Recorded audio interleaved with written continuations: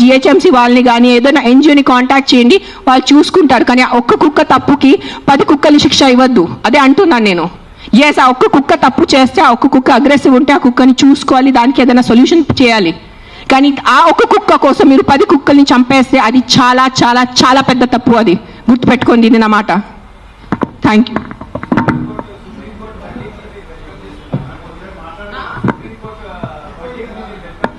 ఏంటో వర్డిక్ట్ ఏదైనా తొక్కతలా ఉందా? ఏదైనా సెన్స్ ఉందా వర్డిక్ట్లో? కాదు, Supreme Court we keep on looking up at Supreme Court, the highest institution, highest న్యాయం కోసం మనం వెళ్ళేది సుప్రీంకోర్ట్. ఆయనకి ఏదో పర్సనల్ ఏదైనా ఉంటుంది, 100% ఏదో కుక్క ఆయనకి ఏదైనా చేసి ఉంటారు.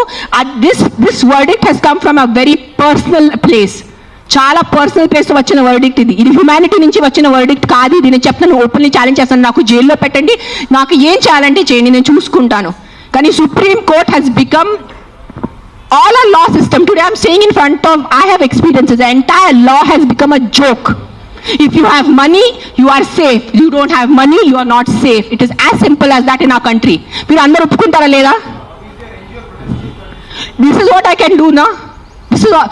Every day we are rescuing 5 to 6 dogs. Every day 5 to 6 dogs. Ambulance వెళ్తుంది, రెస్క్యూ అవుతుంది, లక్షల బిల్ కడుతున్నాను.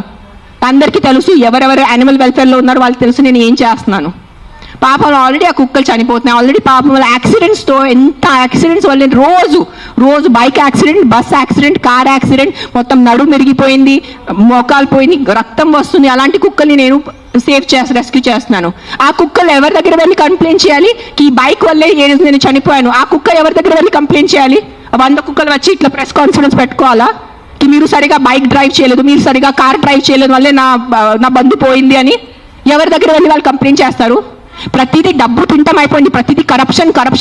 ఎక్కడ తీసుకెళ్ళిపోతారా డబ్బు? మీరు కొంచెం ఉందా మీకు సెన్స్? ప్రతి డబ్బు. ఎస్, డబ్బు ఈజ్ ఇంపార్టెంట్. నాకు కూడా డబ్బు ఇంపార్టెంట్ ఉంది, నాకు కూడా అవసరం ఈరోజు డబ్బు. I also need money to live, I also need to have a luxurious life. But that is not the end of life.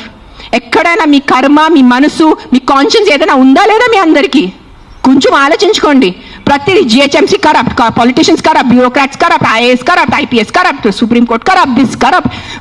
No one can deny this fact. We all know as Indians today why are lakhs of Indians leaving our country and going because of corruption. ఉండలేకపోతున్నాను ఇక్కడ, సరిగా roads లేదు. కానీ మనము tax కట్టేటప్పుడు కరెక్ట్గా టైంకి నేను tax కట్టాలి. నెలకి నెల నేను జిఎస్టీ కట్టాలి, నెలకి నెల నేను కరెక్ట్గా నా అడ్వాన్స్, ప్రతి 3 monthsకి నేను నా అడ్వాన్స్ ట్యాక్స్ కట్టాలి. దానికి ఈరోజు any of you can you go to government hospital? ఈ రోజు మీకు ఒంట్లో బాగాలంటే మీరే చెప్పండి, ఈ రోజు మీకు ఒంట్లో బాగాలంటే మీరు ప్రైవేట్ హాస్పిటల్కి వెళ్తారా, గవర్నమెంట్ హాస్పిటల్కి వెళ్తారా? ఎందుకు ట్యాక్స్ కట్టట్లేదా మీరు? మీరు నిజాయితీగా సంపాదించేసి ట్యాక్స్ కడుతున్నారు, మీరు గవర్నమెంట్ హాస్పిటల్ ఎందుకు లేదు?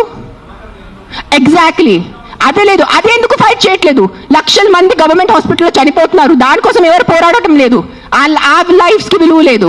జస్ట్ కుక్క కరిస్తేనే ఆ లైఫ్కి విలువ.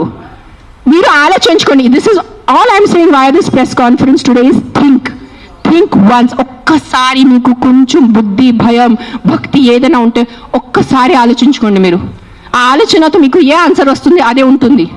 కుక్కలు కరుస్తున్నాయి, దాని మీద ఉట్టి ఫోకస్ చేయొద్దు, దానికి సొల్యూషన్ చూసుకోండి. ప్రాబ్లం అంటే not killing everyone. Then రేపిస్తున్నారు, దెన్ అందరు